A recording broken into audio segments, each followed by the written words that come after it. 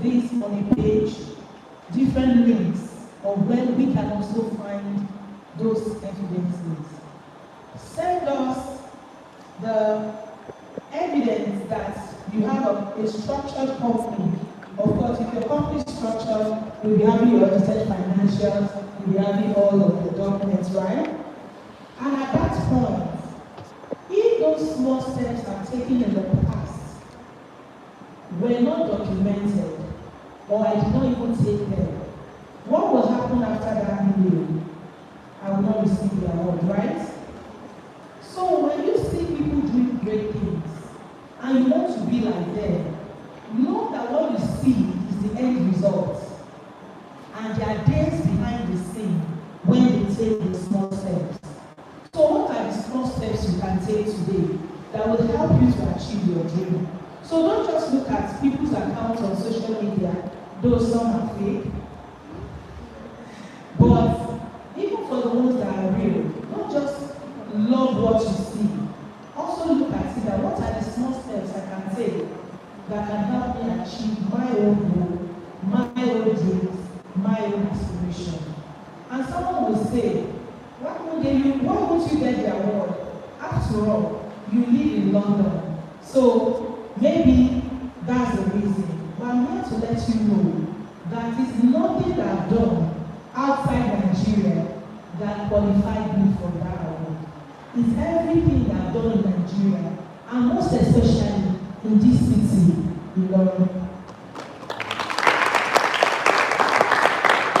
So in case you are waiting to live your life after you have gotten to a particular location or at a particular stage of your life, know that this time you have on your hand right now is a blessing, and every small step you take right now will couple together, will take you to that destination that you desire. So what are the small steps you can take? What are those things you love to do? So many of you have things that naturally you are attracted to, you love to do. But because others, probably in your friendship group, they are not interested in those things, you don't want to do them. In short, you are changing yourself of your own originality, of the authenticity of your own story. And there are different projects I've done in the past. And sometimes I get different interesting feedback. And someone has asked me before, Dr. Adeyeye, it looks like you want to be a politician. That's why you do these things that you do. And I tell them, yes, I love politics. And hopefully one day I will do politics. But I'm not doing it because of what the visibility it can give me.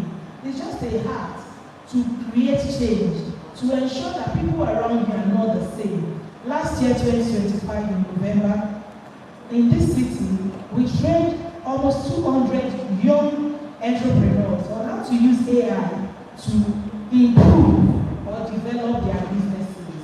And it was a fantastic experience. In 2023, the same thing. 2022, the same thing. In fact, on my flights to Ilorin, somebody walked up to me at the Abuja airport and said hello to me, and he said hello back. He said, you can't remember me. I said, no, I'm sorry. Please, can you introduce yourself?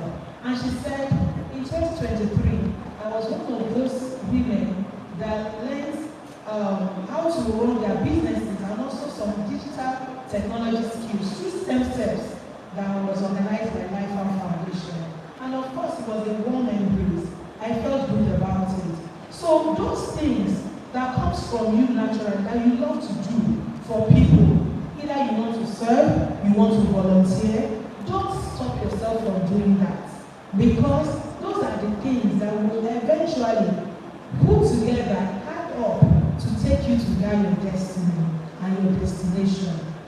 So someone says, aside from the things I love to do, what are the things that I can do that can help me to identify the small steps that I can take? Another thing I would suggest to you is mentorship. Mentorship is very important. And many times when we mention mentorship, we look at it that it must be from someone that is higher than you. Sometimes it could also be from people who are on your level. level. If somebody has a skill or is doing something better than you, and you know that you can benefit from the person, that person can also mentor you. Besides, even in the medical field, there is peer review, right? You can't just do something on your own. You also need to show it to people around you, the other specialists and professionals, and they will review this thing. So the truth is that aside from you thinking about things you can do, you can also speak to mentors who are above you. It could also be on your level. And in fact, sometimes it may not even have anything to do with age. It could even be someone that is younger than you, that has something that you don't have and you can benefit from. Be humble enough to ask for mentorship, to ask for help, to ask for direction. Because compass is about direction, right? It's not about how fast you run. If you run so fast in the wrong direction, you will get to the wrong destination faster. But if you are taking small steps in the right direction, if you keep putting one step in front of the other, before you know it, you will get to your destination. Another thing that can also help you in the sense of taking small steps is about volunteering. Some of you are looking at it that, okay, after school, what will I do? What are the things that will stand me out from the rest? I want to recommend volunteering to you. Volunteering. When you volunteer your energy, your service in an area, it gives you an open window into the details of that area. You start to see deeper levels of that area that probably will interest you or you are doing better in, and you'll be able to forge ahead. Volunteering has really saved my life. You know, immediately I got to UK, I looked at it that before I settle into whatever work I want to do, one of the first things I loved doing, even before leaving Nigeria, was volunteering. And I look at it, okay, in this area in London, what can I do to volunteer? And I look at different opportunities. Of course, I applied, there's a lot of scrutiny, verifications, and so on. They don't take volunteering and say, oh, you are ready, just come. It's really serious. And I started volunteering, and that opened doors that I cannot even fathom. You know, so in your life, don't only worry about yourself. Don't only look at what can I do, what can I do. Also give. Give of your service, give of your talent. Even sometimes you may not even have the expertise. But by the time you volunteer your time and say, oh, I would love to help or support in this area, but I may not know so much about it, but I'm willing to learn, I'm open to learning. You will see that you also pick up new skills, and you can never tell. That will just be what will separate you from the rest. Another thing I also want to advise you is that don't only look at opportunity in your own local area. You can also check online. What are other opportunities that you can volunteer online and also connect with people outside the shores of where you are. And when you do that, you discover that you broaden your network. You also, increase the diversity of the kind of people you know and you meet. And when you do this, you will see that you are taking small steps, one day after the other, one step after the other, and before you know it, you get to your destination. Because the truth of the matter is that using a compass is like driving a car with your headlights on. For those of you who have driven before or who still drive car, of course, even if you don't drive a car yet, you've been in a car. At night, when the headlamp is turned on and you are going a long distance, the distance between the headlights can see is not all of the journey. Am I correct? It's just for a short distance. But as you move, you expand. As you move, you see more. And that is what is there in power of small steps. As you take one step and you take the other, your direction, in your direction, you discover that you will see better. You will be able to get clarity about what you need to do. And let me tell you, when you even get to that destination that you think you are going to, you discover that as you turn on the headlight, you will even see further. Because to learning and development, there is no end. Thank you for listening.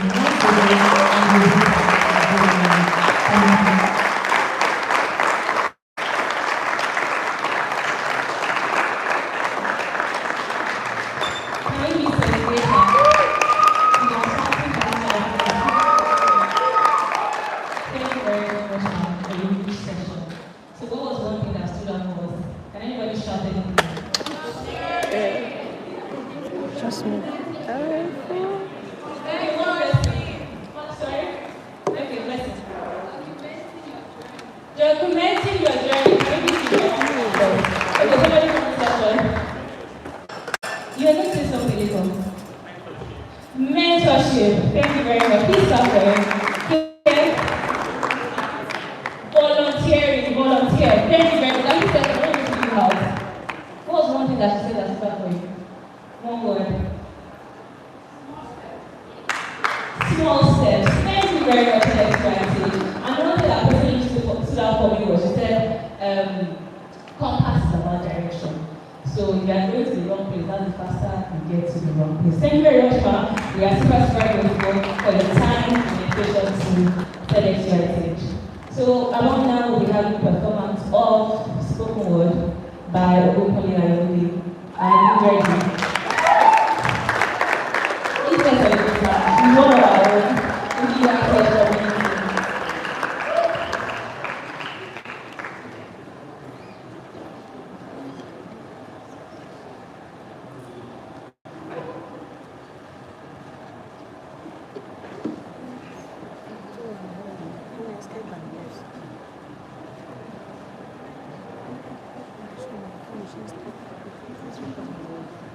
Afternoon, friends and friends. Good afternoon, friends and friends. Alright, so about a few months ago, I got a text on my LinkedIn from someone in San Francisco. He had read my article, one of the articles I posted on my Substack, and I also posted on my LinkedIn. And he said he wanted to have a conversation with me. And okay, this is like a backstory. Like I didn't know that I read that. I didn't know why people said it. Just like wanted to have a conversation. So I just assumed that maybe just wanted to get to know me or something. So I booked the call for like the following week or so, or thereabout. Then when it was time for the call, I got on the call and he asked me to introduce myself. And I started talking. I started saying all the things that I know and all the things that I know how to do. I talked about being a medical student, being interested in finance, being a poet, being having knowledge about health tech, about things about that. Like I mentioned like several things that I knew how to do. And at some point he had to tell me to like, calm down. Like, so to cut the long story short, after the conversation, he told me that he noticed that my energy was too much, and initially he had reached out to me because he was starting a company in San Francisco and he wanted me to be writing for them. But with everything that I had said, it does not seem like what he was offering was my immediate priority at that time, so he was not going to be giving me to the goal. That was like a big mistake to me at that point. I was very, very sad about it. But it was, that stuff went that way because I didn't exactly have direction. I didn't know what I was going to give in the call. I was just reciting things and like blabbing because I felt someone was trying to do it. I didn't know I was being interviewed for. I was being interviewed for an international role.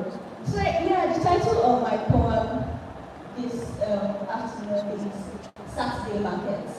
And yeah, it's a simple poem. I want you to employ your imaginations as delivering the poem.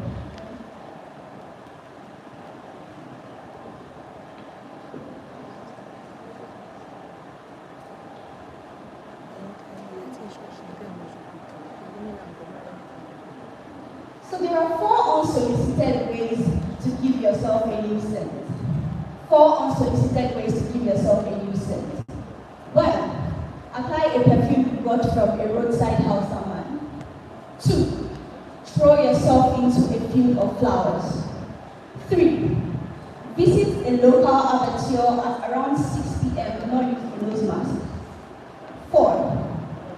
Visit a Nigerian local market and make sure you stay well over 30 minutes. The later does something to you. The later lifts you off your body and gives you its own look. It baptizes you in its own heat. Makes you smell as hot as you claim to be. Like pepper, like spice, makes you smell as hot as you claim to be. Like pepper, like spice, like everything that suits the belly of a Yoruba man. Like everything that suits the belly of a Yoruba man. See, there is nothing as scary as being lost in a Nigerian local market at the age of 9. Your heart first tells you it's too sober to eat. Your heart first tells you that it is too sober to eat. Tells you to seek direction from the old lady standing next to you, but you have been schooled. Tells you to seek direction from the old lady standing next to you, but you have been schooled that strangers like her can turn a young child like you into a tuber of yam. But you have been schooled that strangers like that can turn a young child like you into a tuber of yam. Then, there and then, a wild prayer escapes your lips, just like a whisper. Dear Lord, please, if I'm ever turned into a tuber of yam, let it be my mom that will get to yam. If I'm ever turned into a tuber of yam, let it be my mom that will buy the yam. Because what really matters is that you feel at home, whether as a child or as a male. What matters is that you feel at home, whether as a child or as a male. To take an item off my mother's shopping list is to have priced the same item at over 5 different shops, only to circle back to buy it at the first shop. To take an item over from my mother's shopping